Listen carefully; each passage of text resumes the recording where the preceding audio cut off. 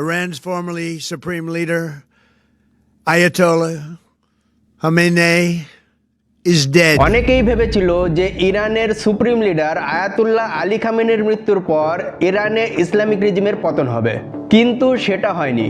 এর পেছনে রয়েছে এমন একটা সংগঠন যেটা গত 47 বছর ধরে ইরানে ইসলামিক রিজিমকে টিকিয়ে রেখেছে। সেটা হলো ইসলামিক রিভলিউশনারি গার্ড কর্পস বা সংক্ষেপে আইআরজিসি।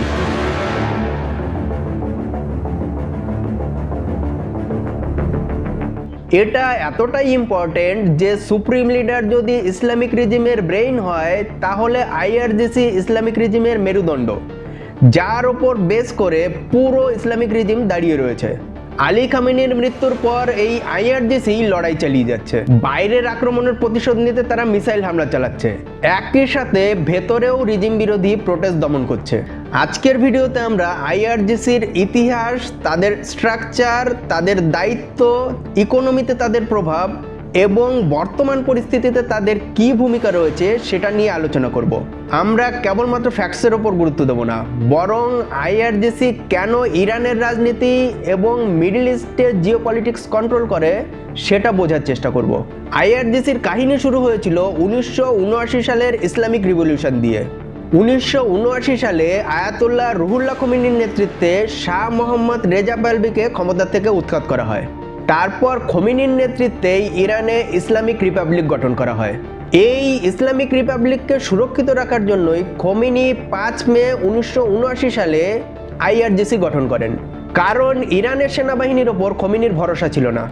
আইআরজিসি গঠনের মূল উদ্দেশ্য ছিল ভেতরের বিশ্বাসঘাতকতা এবং বাইরের আক্রমণ থেকে ইসলামিক রিজিমকে প্রোটেক্ট করা। প্রথম দিকে এটা একটা ছোট গ্রুপ ছিল, মাত্র কয়েক হাজার স্বেচ্ছাসেবক যারা রিভলিউশনারি আদর্শে বিশ্বাস করত। কিন্তু 1980 সালে সাদ্দাম হুসেন ইরান আক্রমণ করেন। 1980 থেকে 88 8 বছর ইরান ইরাক যুদ্ধ চলে। এই সময়েই আইআরজিসি একটা দানবীয় শক্তিতে পরিণত হয়। আইআরজিসির সদস্য সংখ্যা লক্ষ লক্ষে পৌঁছে যায়। তারা ইরাকি সেনাদের বিরুদ্ধে হাজার হাজার হিউম্যান ওয়েভ অ্যাটাক করে, যা যুদ্ধের সবচেয়ে রক্তক্ষয়ী অধ্যায়গুলোর মধ্যে একটা। এই সময়ে আইআরজিসি শুধু সামরিকভাবে নয়, আদর্শগতভাবেও শক্তিশালী হয়। তারা এই সময়ে নিজেদেরকে বিপ্লবের প্রধান রক্ষক হিসাবে তুলে ধরে। ইরানের যুদ্ধ কৌশলের সবথেকে বড় স্ট্রেংথ হলো তাদের অ্যাসিমেট্রিক ওয়ারফেয়ার। আইআরজিসির উত্থান ইরানের অ্যাসিমেট্রিক ওয়ারফেয়ার কৌশলের সাথেও জড়িত। ইরানের কাছে কোনো নিউক্লিয়ার ওয়েপন নেই বা উন্নত এয়ারফোর্স নেই, তাই আইআরজিসি বিভিন্ন প্রক্সি গ্রুপ যেমন হিজবুল্লাহ, হাউতি এবং গেরিলা ট্যাকটিক্সের উপর ডিপেন্ড করে। 1990-এর দশকে এরা রাজনীতিতে প্রবেশ করে, নির্বাচনে প্রভাব বিস্তার করে এবং অর্থনীতিতেও হাত বাড়ায়। আজ আইআরজিসি ইরানের জিডিপির 40-60% নিয়ন্ত্রণ করে, যা এটাকে একটা স্টেট উইদিন স্টেট বানিয়ে তুলেছে। খামেনির যুগে মানে 1989 সালের পর থেকে আইআরজিসি আরও শক্তিশালী হয়ে ওঠে। কিন্তু 2026-এর হামলায় খামেনির মৃত্যুর পর আইআরজিসির সামনে একটা বড় চ্যালেঞ্জ তৈরি হয়েছে। এরপর হলো আইআরজিসির স্ট্রাকচার। আইআরজিসি কোনো সাধারণ সেনাবাহিনী নয়, এটা একটা বহুমুখী সিস্টেম। এর মোট প্রায় 1.5 লক্ষ সক্রিয় সদস্য আছে। তাছাড়া বাসিজ মিলিশিয়া সহ লক্ষ লক্ষ রিজার্ভ ফোর্স রয়েছে। সুপ্রিম লিডার হলেন আইআরজিসির সরাসরি কমান্ডার ইন চিফ, কিন্তু দৈনন্দিন কাজ আইআরজিসির কমান্ডারের হাতে থাকে। আইআরজিসির 3টে শাখা আছে। প্রথম হলো গ্রাউন্ড ফোর্স। এরা আভ্যন্তরীণ নিরাপত্তা রক্ষা করে, তার সাথে সাথে সীমান্তও রক্ষা করে।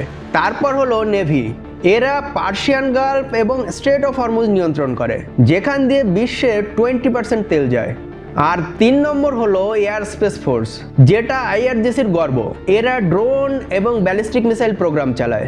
শাহিদ 136 ড্রোনগুলো ইউক্রেন যুদ্ধে ইরান রাশিয়ার কাছে বিক্রিও করেছে, যেটা আইআরজিসির টেকনোলজিক্যাল প্রভাব দেখায়। এছাড়া আইআরজিসির আন্ডারে রয়েছে কুদস ফোর্স, যারা সবথেকে বিপজ্জনক। এরা বিদেশে অপারেশন চালায়। লেবাননের হিজবুল্লাহ থেকে ইয়েমেনের হাউতিদের ফিনান্সিয়াল সাপোর্ট দেয়। এমনকি কমান্ডার কাসেম সুলেমানির মৃত্যুর পরও এটা কন্টিনিউ ছিল। কাসেম সুলেমানি মিডল ইস্টের এইসব প্রক্সি গ্রুপগুলোর মেইন অর্গানাইজার ছিলেন। 2020 সালে আমেরিকার ড্রোন হামলায় তার মৃত্যু হয়। এরপর আরেকটা ফোর্স রয়েছে বাসিজ মিলিশিয়া গ্রুপ। এরা ইরানের একটা স্বেচ্ছাসেবী আধা সামরিক বাহিনী, যা সরাসরি আইআরজিসির আন্ডারে কাজ করে। এটা আইআরজিসির জনগণের ফোর্স। ইরান দাবি করে বাসিজের রেজিস্টার্ড সদস্য সংখ্যা 1 কোটিরও বেশি। এদের কাজ সরকার বিরোধী প্রোটেস্ট দমন করা। 2022-এ মাসা আমিনের আন্দোলনের সময় এরা হাজার হাজার আন্দোলনকারীকে গ্রেপ্তার করেছে। এই সেন্ট্রালাইজ স্ট্রাকচার আইআরজিসিকে কুইক রেসপন্স দেয়, যেটা তাকে আরও শক্তিশালী করে তুলেছে। ইরানের রেগুলার সেনাকে আরতিশ বলে। এরা কেবলমাত্র বাইরের আক্রমণকে প্রতিহত করে, কিন্তু আইআরজিসি ইসলামিক রিজিমকে প্রোটেক্ট করে। এটা একটা প্যারালাল স্টেটের মতো কাজ করে, যারা রাজনীতিতেও প্রভাব ফেলে। খামেনির মৃত্যুর পর যে ইন্টারিম কাউন্সিল গঠন করা হয়েছে, তাতে আইআরজিসির মেম্বাররা সবথেকে গুরুত্বপূর্ণ ভূমিকা পালন করেছে। এবার চলুন বোঝার চেষ্টা করি যে এদের দায়িত্ব কি আর এদের প্রভাব কতটা। আইআরজিসির দায়িত্ব কেবলমাত্র বন্দুকধারী সেনার মতো সীমাবদ্ধ নয়। এটা একটা সম্পূর্ণ ইকোসিস্টেম, যেটা রাজনৈতিক, অর্থনৈতিক, আদর্শগত এবং সামরিক স্তরে কাজ করে। এই বহুমুখিতা আইআরজিসিকে ইসলামিক রিজিমের একটা ইনভিজিবল হ্যান্ড বানিয়ে তুলেছে, যা কোনো এক ব্যক্তি বা সরকারের উপর ডিপেন্ড করে না। আমরা এগুলো ভেঙে দেখব, প্রত্যেকটার ঐতিহাসিক উদাহরণ এবং বর্তমানে তাদের কি প্রভাব সেটা বোঝার চেষ্টা করব। প্রথম হলো আভ্যন্তরীণ নিরাপত্তা এবং বিদ্রোহ দমনের দায়িত্ব। আইআরজিসির এই অংশটা সবথেকে বেশি ভিজিবল এবং তার সাথে সাথে বিতর্কিতও। বাসিস প্যারামিলিটারি ফোর্স, যেটার কথা আমরা আগেও বলেছি, তার মাধ্যমে এরা আভ্যন্তরীণ অস্থিরতাকে নিয়ন্ত্রণ করে। 1980-র ইরান ইরাক যুদ্ধের পর থেকেই এরা ভেতরের বিভিন্ন বিদ্রোহী গ্রুপগুলোকে দমন করে আসছে, যেমন মুজাহিদিনে খালেক বা এমিকের মতো সংগঠনগুলোকে এরা দমন করেছে। এমনকি 2022-এ মাহসা আমিনের মৃত্যুর পর ইরান জুড়ে যে বিক্ষোভ হয়েছিল, তখনও আইআরজিসির বাসিস ফোর্স হাজার হাজার মানুষকে গ্রেপ্তার করে এবং রাস্তায় লাঠিচার্জ করে।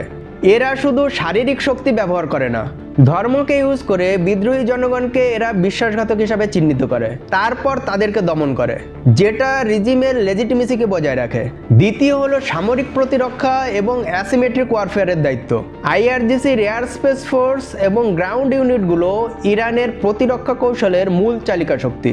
1988 সালে ইরান ইরাক যুদ্ধের পরে আইআরজিসি বুঝতে পারে যে কনভেনশনাল সেনাবাহিনী দিয়ে আমেরিকা এবং ইসরায়েলের মতো শক্তির সাথে মোকাবেলা করা সম্ভব নয়। তাই তারা অ্যাসিমেট্রিক ওয়ারফেয়ারের কৌশল গ্রহণ করে। তারা কম খরচে হাই ইম্প্যাক্ট ওয়েপন যেমন ব্যালিস্টিক মিসাইল এবং ড্রোনে ফোকাস করে।